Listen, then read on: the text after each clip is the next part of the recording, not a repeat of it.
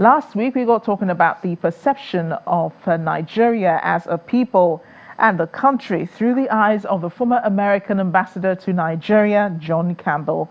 He put it all in a book he titled Nigeria, What Everyone Needs to Know, which he wrote with Matthew Page for the U.S. Council on Foreign Relations, where Campbell now works as a private citizen.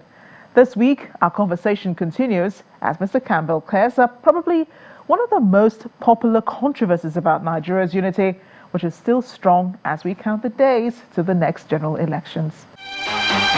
Part of the issue there is what the real nature of Nigerian federalism is.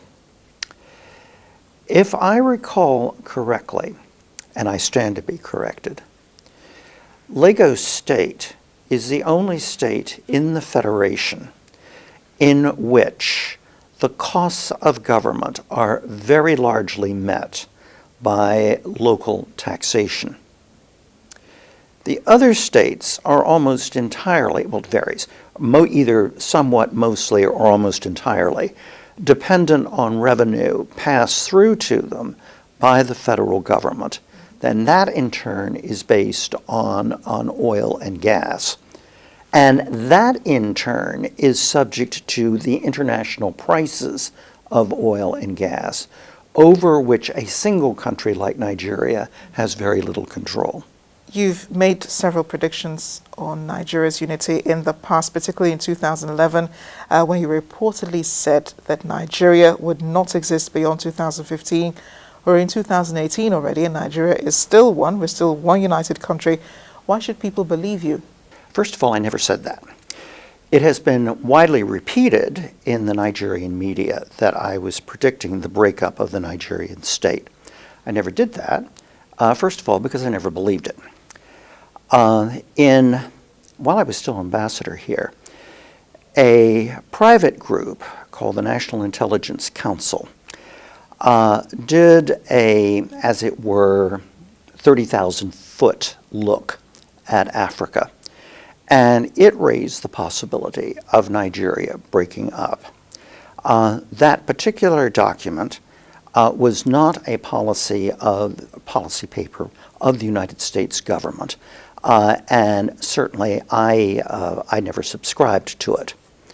I never subscribed to it because the Nigerian state is much tougher than it might look. And further, it is essential to the very outsized role in the running of the country. So I want to say categorically that those that say I predicted the breakup of Nigeria are taking either phrases that out of context from things I have written, or, and I think this is more often the case, are merely repeating what others have said as though it were gospel truth.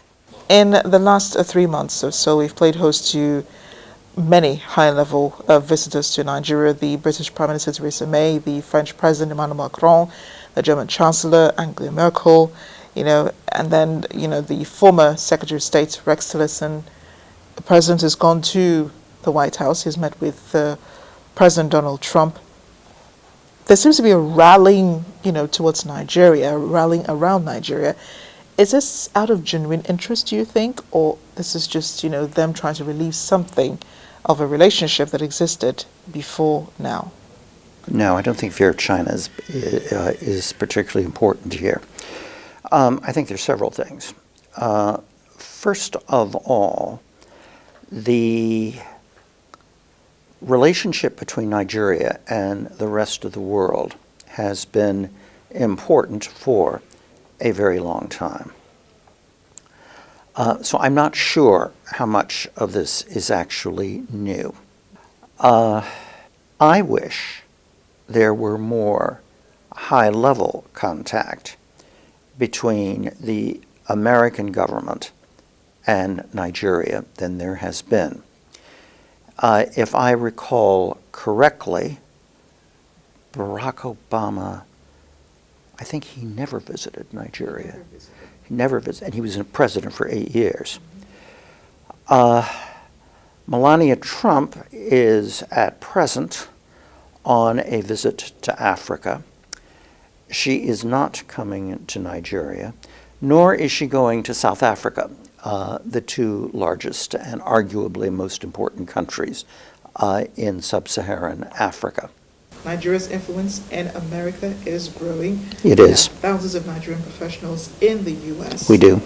You think it's time the U.S. gave more attention to, this group of people?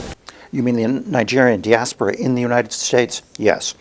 A couple of things, though, to bear in mind. Nigerian diaspora in general is better educated than native-born Americans and has a higher income. Exercise the political influence that should accompany their success requires that they become American citizens, that they register to vote, and that they vote.